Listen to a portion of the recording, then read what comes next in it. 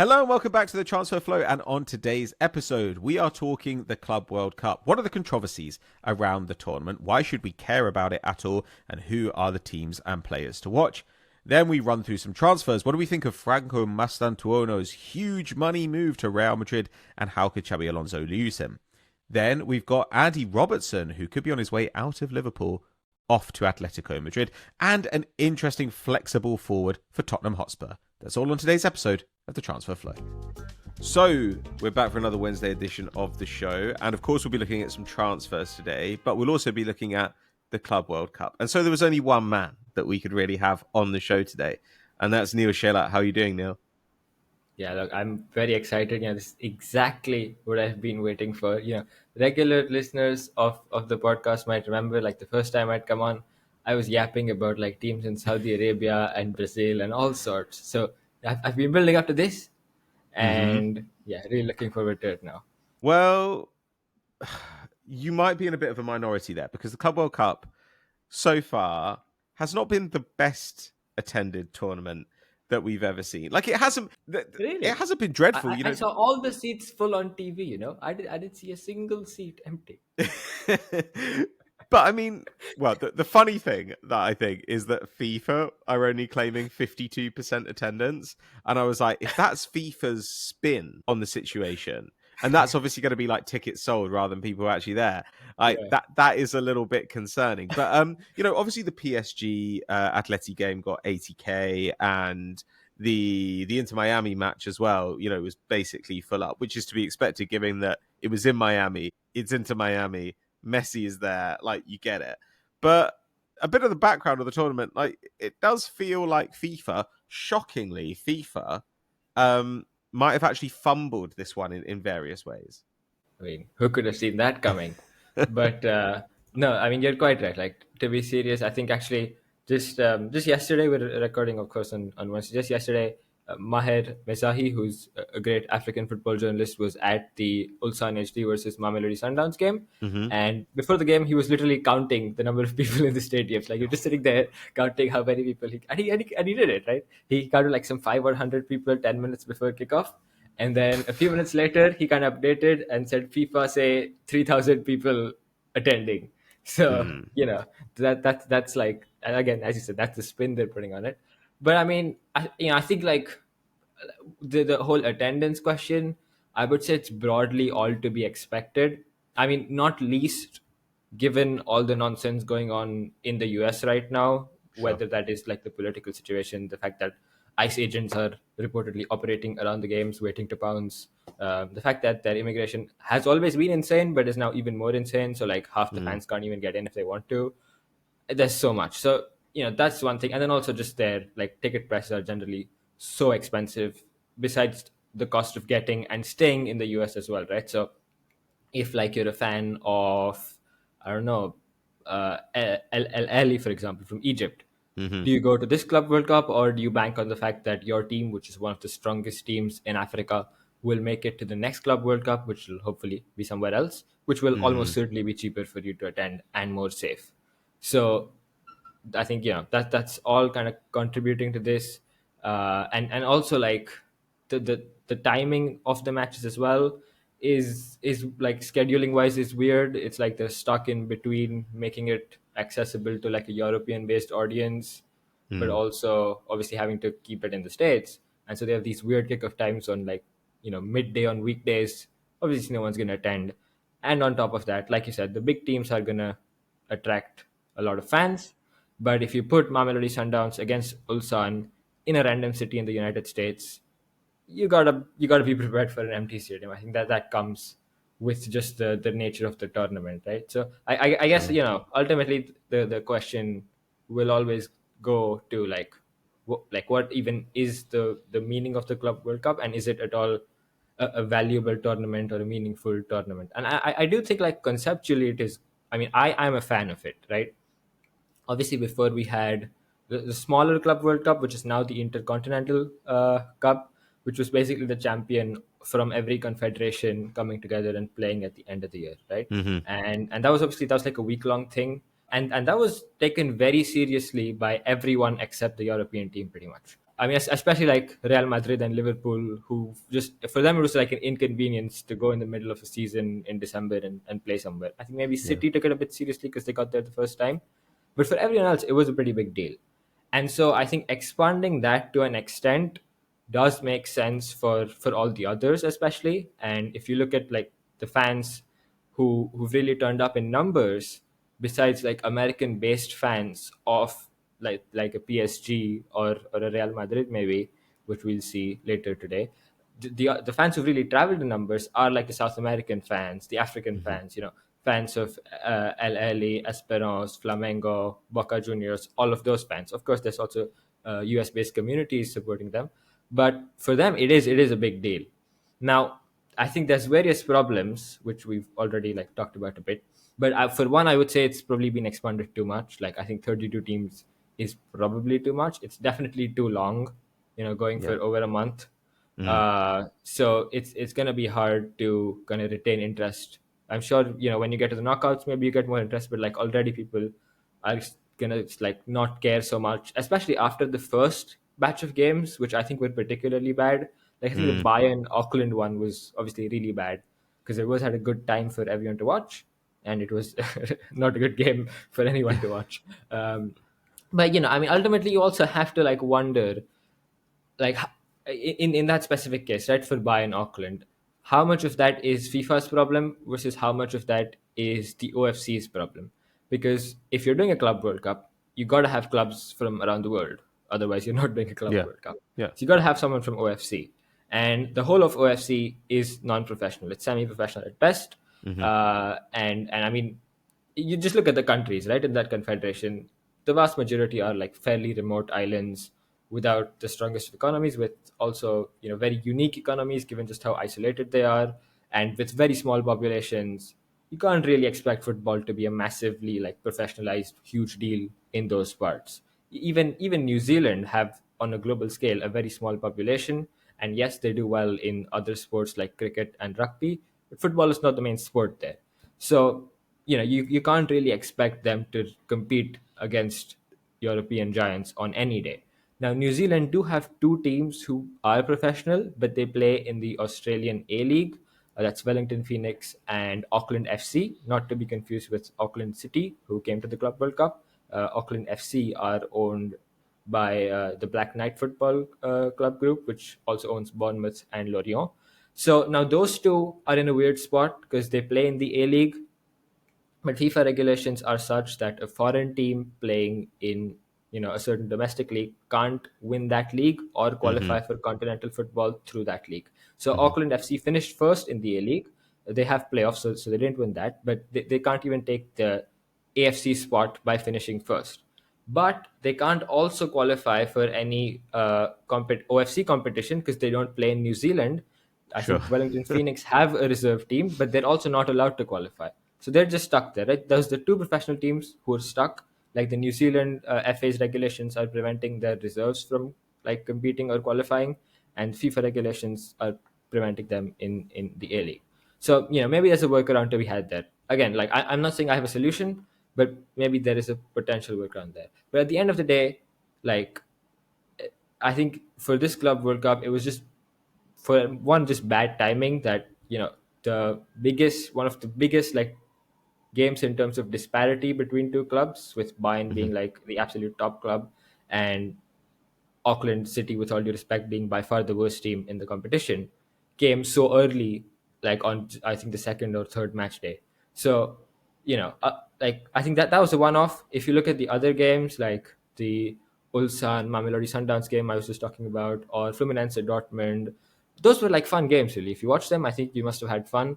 Hmm. Those were like interesting teams. You probably saw some interesting tactics, interesting players, and like good matchups, right? And that's why I like the competition, is because you get to see these teams from different continents stacking up against each other when you have hardly seen that before. Like Ted was talking about it on Monday, but it's like no one really knows what exactly you're gonna get from these two teams facing off, and that's what makes it so interesting, and that's why a fair few people are curious to see how it goes.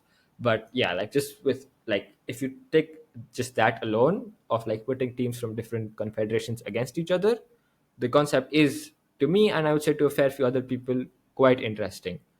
But just with all the nonsense around it with FIFA, I mean, also worth remembering that there's an angle of like FIFA versus UEFA here, where ultimately, they're both competing for a scarce quantity of like big games which you can stage, right? So UEFA have their Champions League, which they're expanding, and now FIFA have come out with a Club World Cup to get a share of all the big money they can get from having the likes of Real Madrid and Bayern Munich, and also giants from other continents like Ahly and River Plate and Palmeiras. All of them play each other. So ultimately, it's all about money for them, and it's like a rivalry as well between FIFA and UEFA.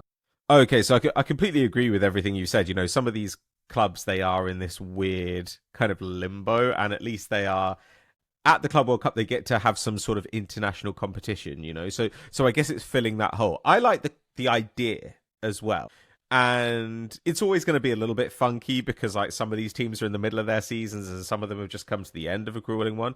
But devil's advocate, yes, obviously FIFA love money. It's their favorite thing. They love money. They love watches. They love free holidays. They love hanging out with Donald Trump. But from the point of view of a team like Auckland City, if they can win a game in this group stage, then it's going to bring them something like $2.5 million.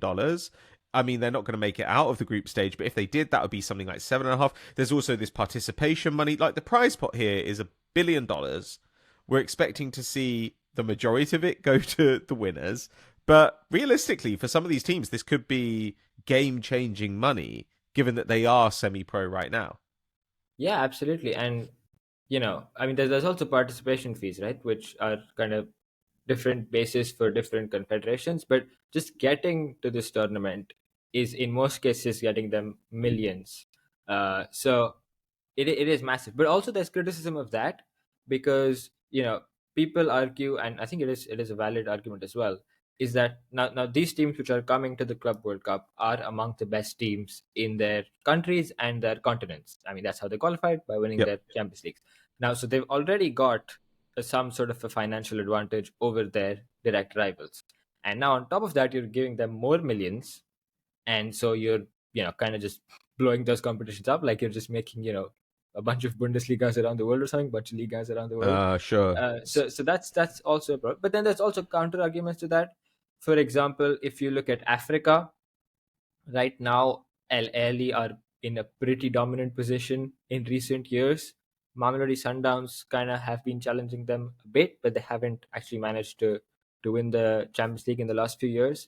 And other clubs, other giants like Esperance who've qualified, and Wydad Casablanca who've also qualified, are like not in the best position. So like Wydad Casablanca last season finished, I think, was 6th or 7th in the league. This season as well, not in the title race. So while sure the top teams are getting more cash, it's also kind of a reward for these other teams like Esperance who've done well in the Champions League. You might not expect them to necessarily win all the time, but they've done well and they're being rewarded for their good performance by getting here, getting a good sort of price spot, and getting the opportunity to invest more in their squad, build a better team, and maybe compete more with LL. Give them Sure. a bigger fight. So there's that element as well. Again, I think there's no perfect solution. I mean, you could make the same argument for a continental competition, right? Like Bodo Glimt getting far in the Europa League. Now they have a financial advantage in Norway. They've already been quite dominant. They're probably going to be more dominant. So I guess that's like if you're incentivizing good performances with financial rewards, you are already creating that cycle. So I think that part is again more difficult and without a clear-cut solution. But yeah, I mean, the bigger problem with this Club World Cup is definitely just the nonsense around it from FIFA and the United States. And I mean, like you said, like they were even going to have some anti-racism, like extremely vague FIFA anti-racism campaign, stuff like racism is bad. And they even dropped that. They were like, it's political. It's political. Yeah. We're not allowed to say anything political, such as stuff like racism is bad. Or they're like, misogyny, like question mark. Like it was the idea of FIFA being like, I'm not sure that we're able to take a stance on racism is so funny to me. But I hear what you were saying before about the idea that like maybe what we are doing here is an argument was actually made along these lines with with fair trade, like so fair trade chocolate and coffee, that the idea was that you had to pay a fee and show that you could produce consistently in order to get kind of certified as like a fair trade Hmm. producer. And then the Yeah. idea was, but this means that the already richer producers in an area are going to get more money. And the hope is that it will trickle down into the ecosystem. But of course, you don't know, especially in football. It feels like it's much more likely to just enrich a particular club rather than actually making its way out into the the kind of league at large. Though FIFA have said they've said that 250 million is going to be disseminated to clubs worldwide in the form of solidarity payments. Actually, no, I should clarify. Gianni Infantino was very careful to phrase it. He said, "This is a target. We have a Yeah. target of 250 million." I was like, "Bro, I've got a target of earning 250 million pounds this year, but I'm not sure I'm going to hit it." So that it does feel like I mean, obviously, all of this, a lot of what we're saying here is based on our knowledge of who FIFA have been in the past and who Gianni Infantino is, who made sure that his name is on the trophy itself, I think.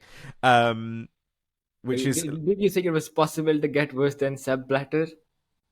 I didn't, but I There would you say go. that I would say Gianni is a little bit funnier than Sepp. But yeah, it feels like a very North Korean tournament. Ironically, given that there are no North Korean teams present, but there are some practical issues here. Like they could have started off with a better fixture. They could have scheduled some of these games, maybe not in the middle of a Monday afternoon. That might have been good for some of the people who have jobs. Which is actually Really? quite a lot of people. What's the job?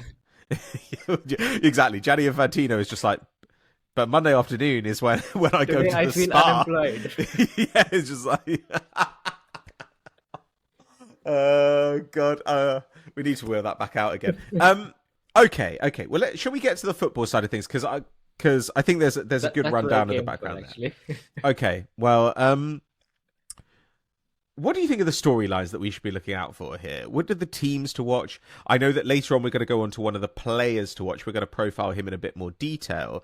But who are you looking out for, Neel? I can't think of a way to describe you that doesn't sound Unemployed like it football watcher. doesn't sound like an insult. Well, what's the thing that you have on your like Twitter Oh bio? yeah, it's a missionary of the religion of football. Yeah. That is basically it. So you're our resident zealot. So Yeah.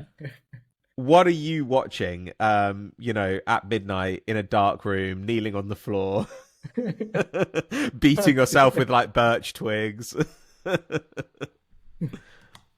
Yeah. I mean, I guess like broadly, one thing I'd say is, and you alluded to this before, is that we're at a time now where the European clubs are coming on the end of their seasons after Yep. long, grueling seasons, and especially the South American clubs and also some of the others are in the middle of their season and just getting up to full speed, right? So that's created this interesting kind of situation where I feel like not all but maybe most, or certainly a good amount of the European clubs aren't going like too crazy for it. Now I know before people were talking about if they'll just play their under 23s or something. That's obviously not happened because just of the prize money. Like you get far, you're getting millions, so that's a very stupid idea.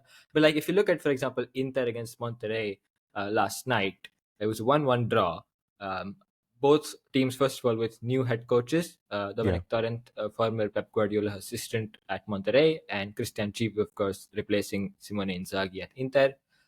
And that game was, I mean, it I won't say it felt like a preseason friendly because they did take it seriously, but like at 1-1 in the second half, like Inter weren't really pushing hard for it. Like sure they were trying a bit, they got a few chances. I mean, they probably deserved to win if they converted their chances at a good rate generally.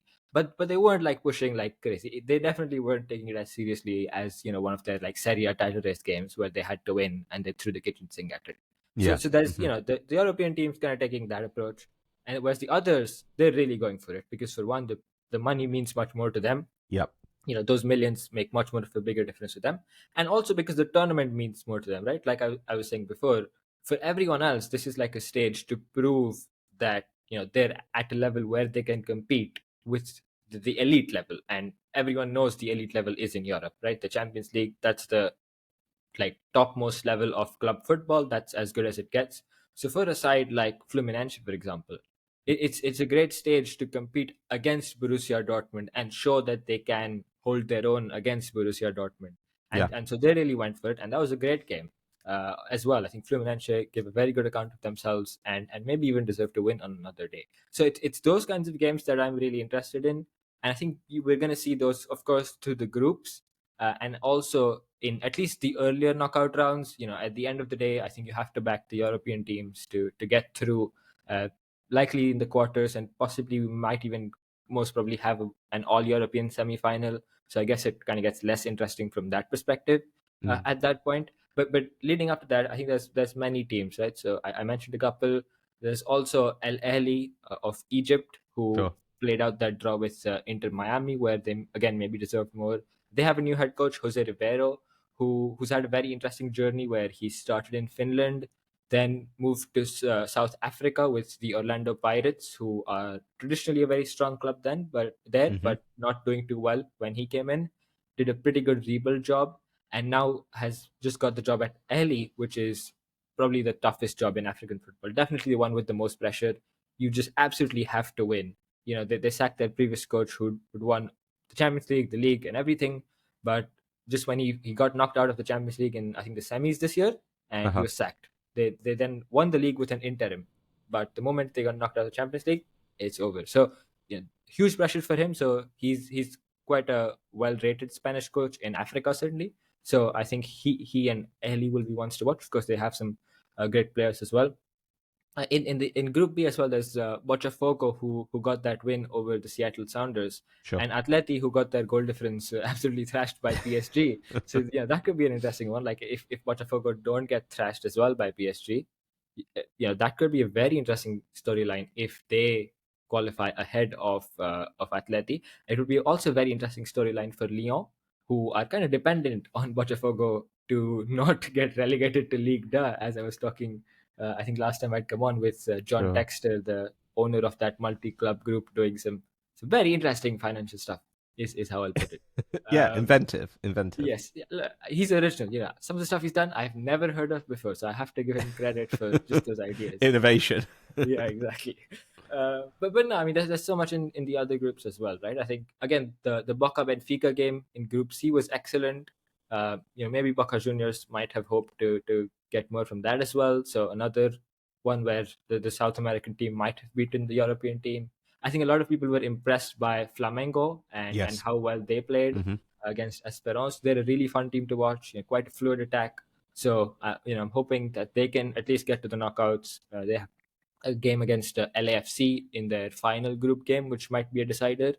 That could be interesting. Like I said, Monterrey got a draw against Inter. River Plate, we'll talk about their key player in a bit, but another of the South American teams that will hope to at least get to the knockouts and go far.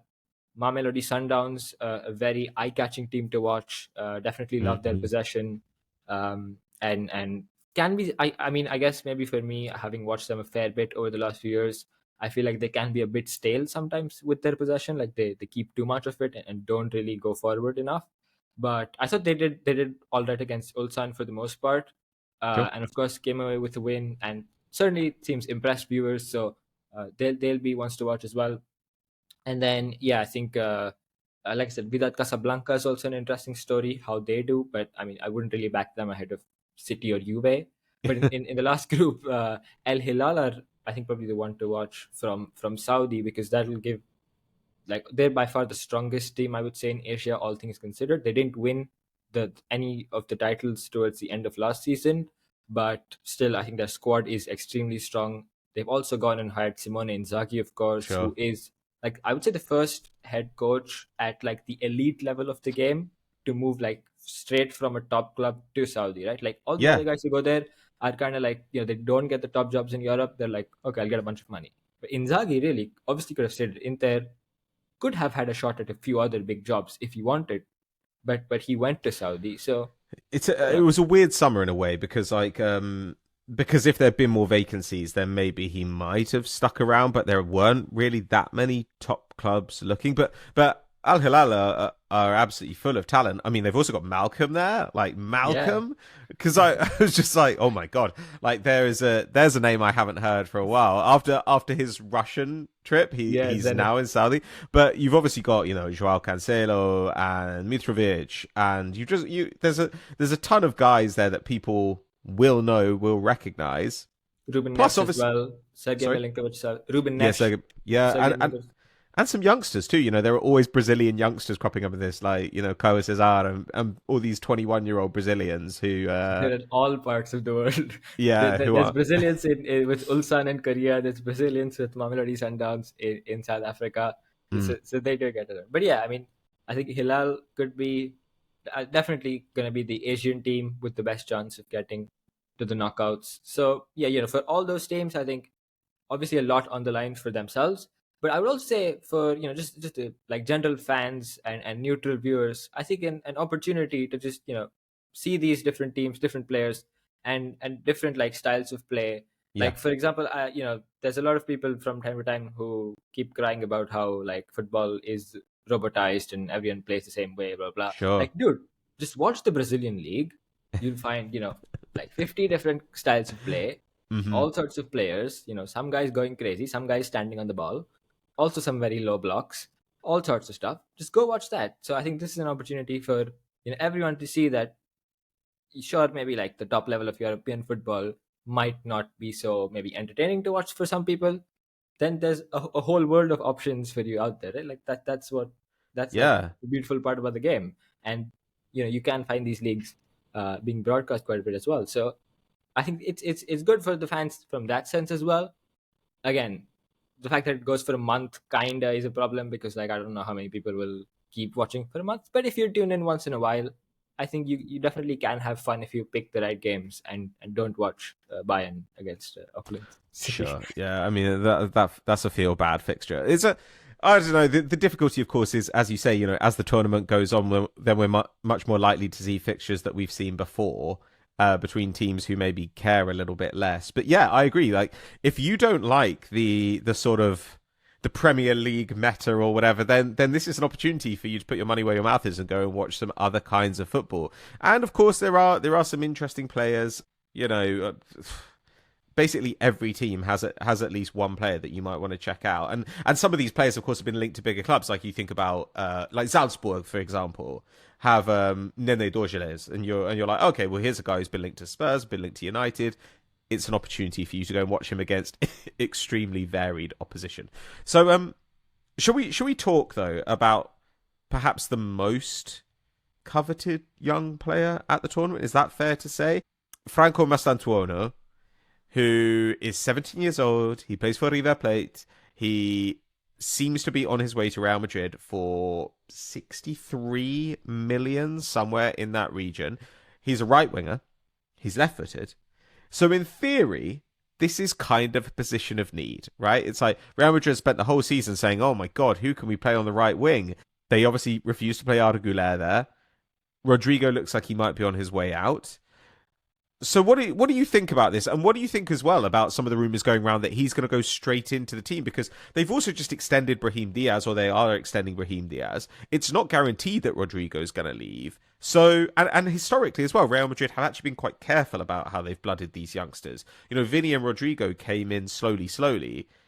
He'll be arriving at a very, very young age to the most high pressure team in the world. What do you think about this transfer?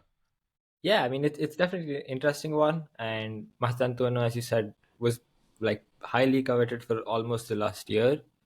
Now, like for one, I mean you can't really assess a transfer without looking at the fee, right? So I do feel Yeah, the fee is on the higher side, but I yeah. guess that also reflects the competition around Mastantuono and all the big clubs circling. They probably had to pay that amount to get him.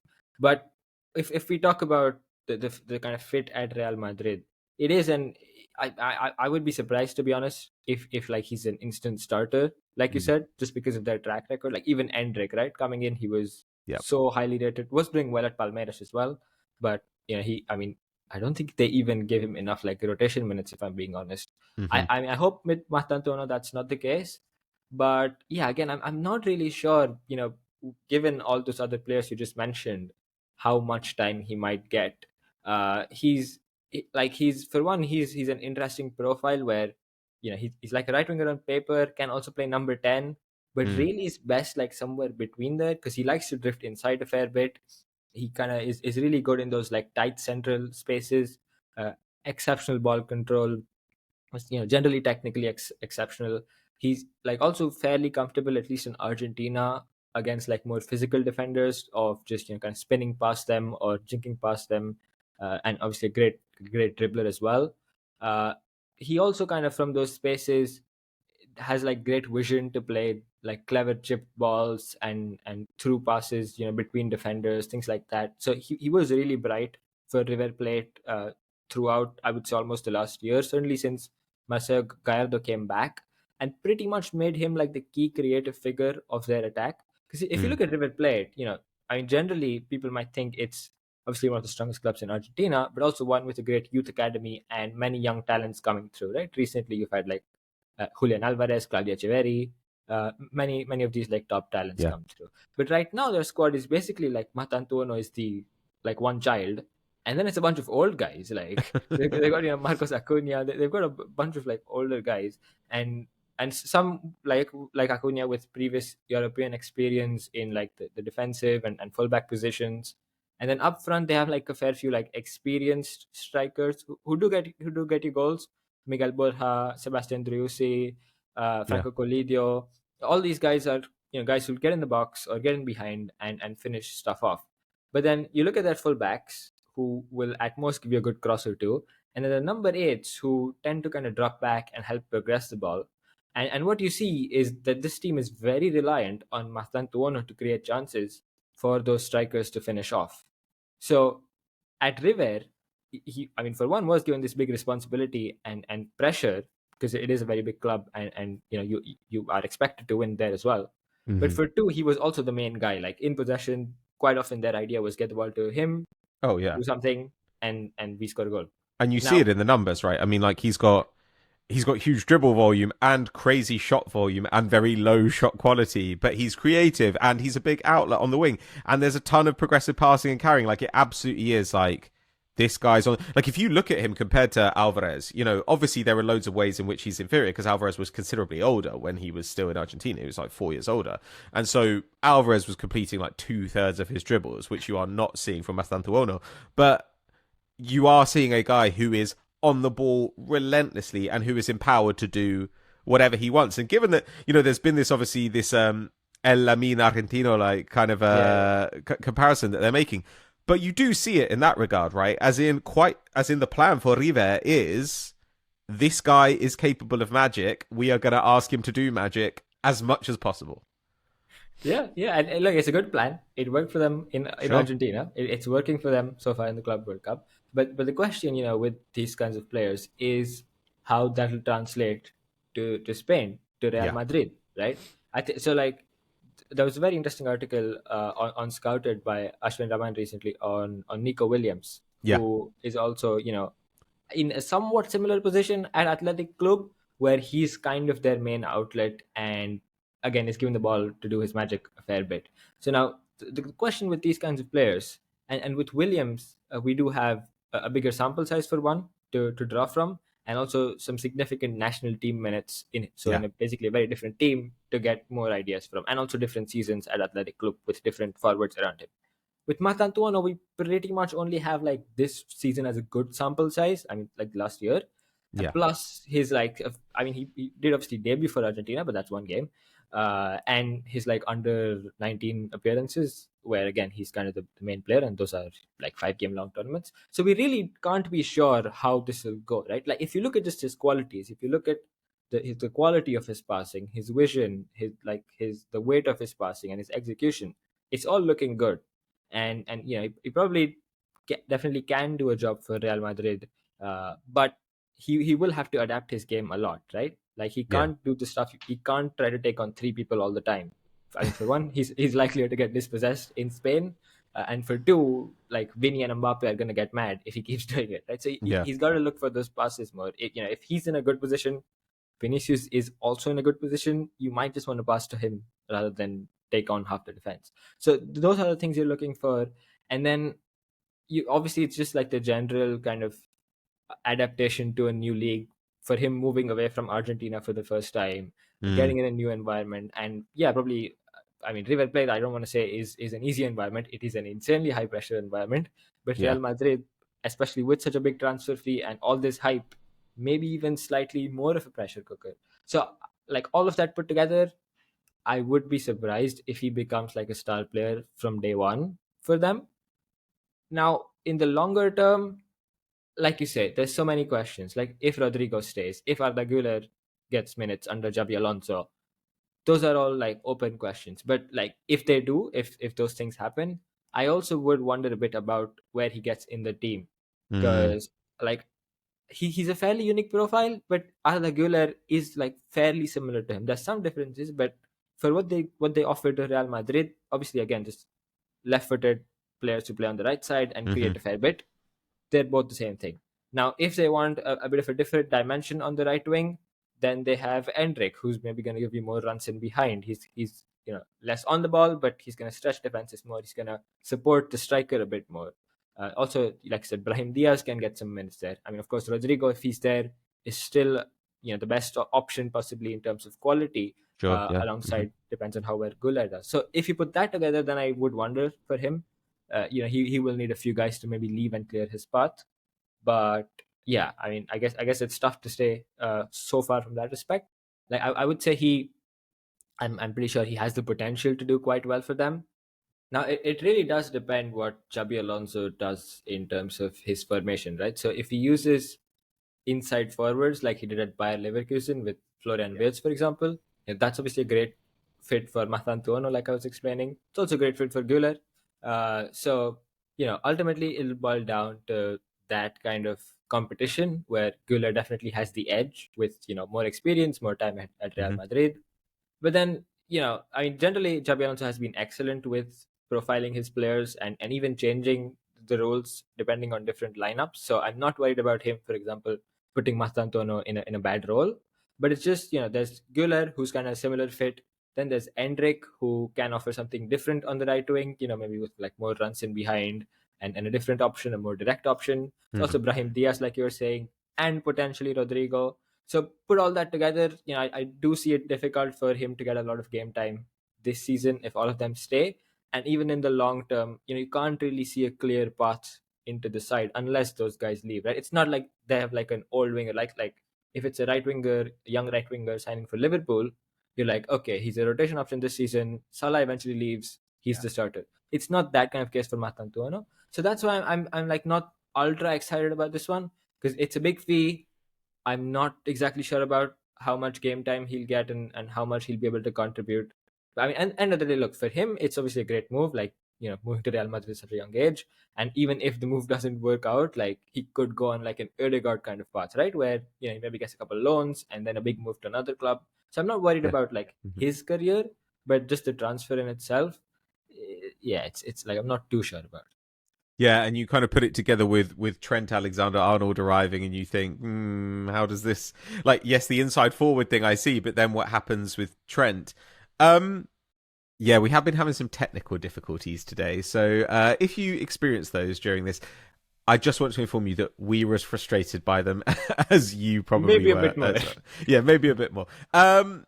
Look, if I like that idea of that inside forward role as well for either of these two players, but then I think, what do you do with Trent Alexander-Arnold? Yeah. But there are loads of questions, and there's a really interesting pool of players and lots of different ways that Xabi Alonso could play if he's not wedded to that particular setup. Mastantuono is going to be a really interesting one, and being And totally just quickly, sorry to interrupt, but I think maybe you should have mentioned this before. But when we talk about the Club World Cup from the European team's perspective, I Mhm. think this is the one interesting angle for someone like Xabi Alonso. It's not exactly a preseason, but it's a good kind of space to build Yeah. up and just maybe try a couple things, see what he comes up with. Also, like Christian Chivu at Inter, I mean, he did very similar stuff to Inzaghi first game, but we'll see if it develops. And also for like Pep Guardiola at City, right? The reset's coming. What's he going to do? We already spoke last time about we have many questions about how this comes together. Maybe we should see some of that in the Club World Cup.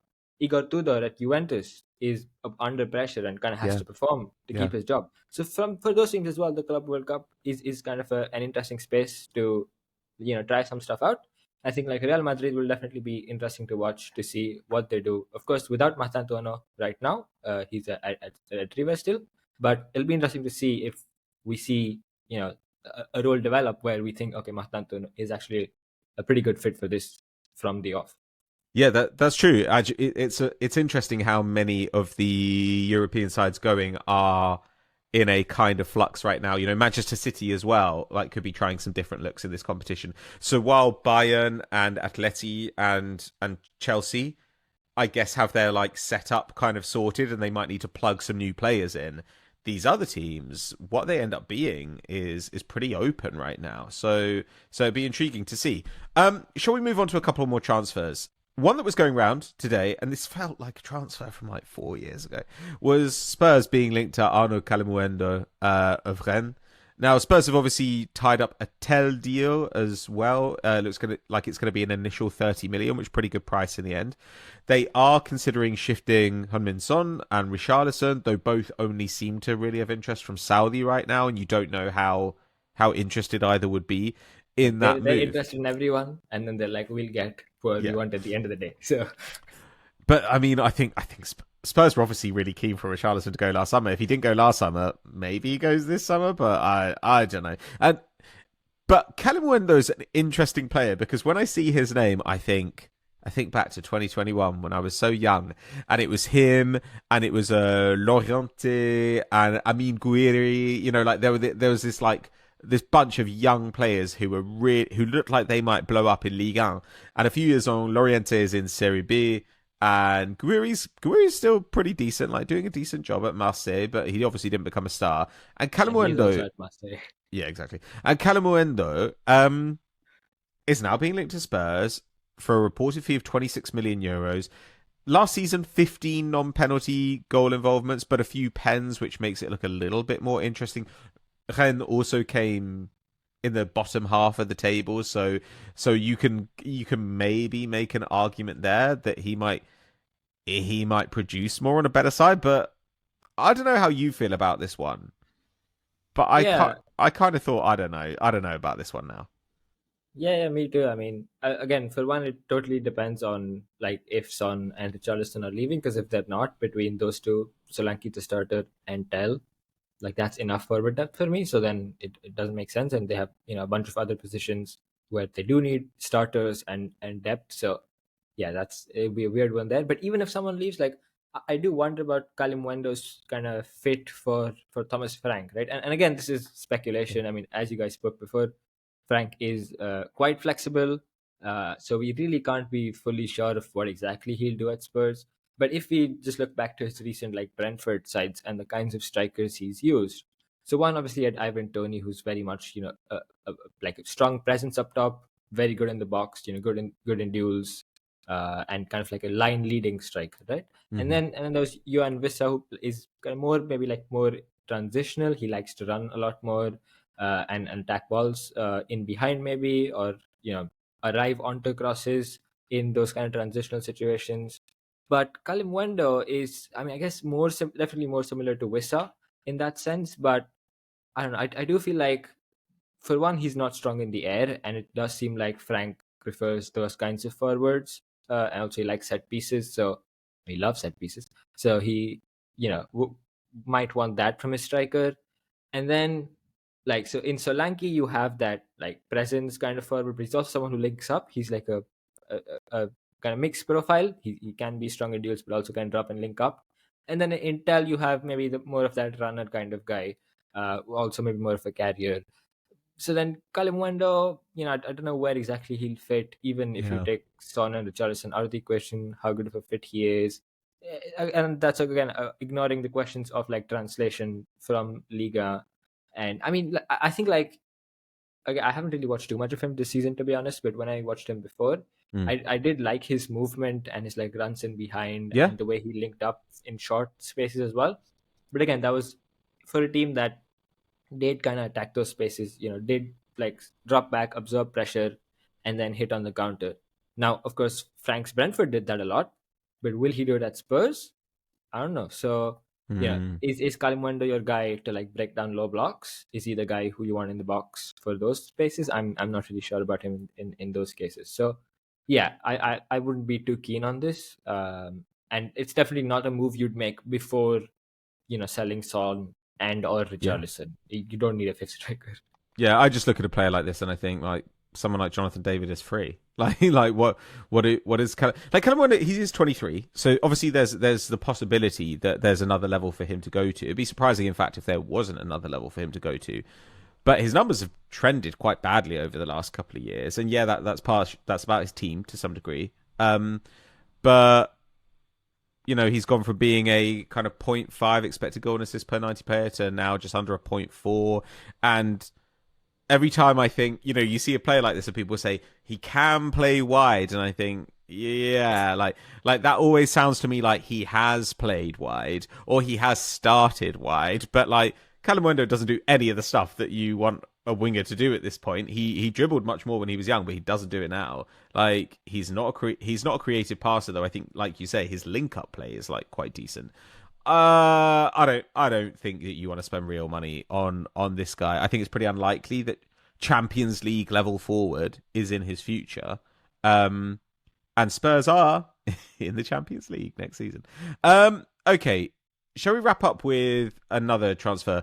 This is Andrew Robertson.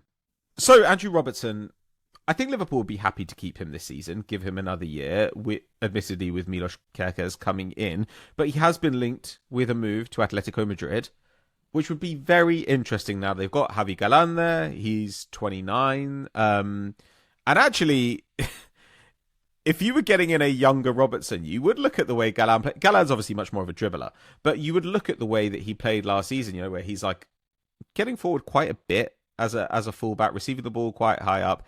Like he always has a ton of dribbles. Like that is just the guy he is. But putting up also career best expected goals assisted, you kind of look at Robertson and think, yeah, he could maybe play that role.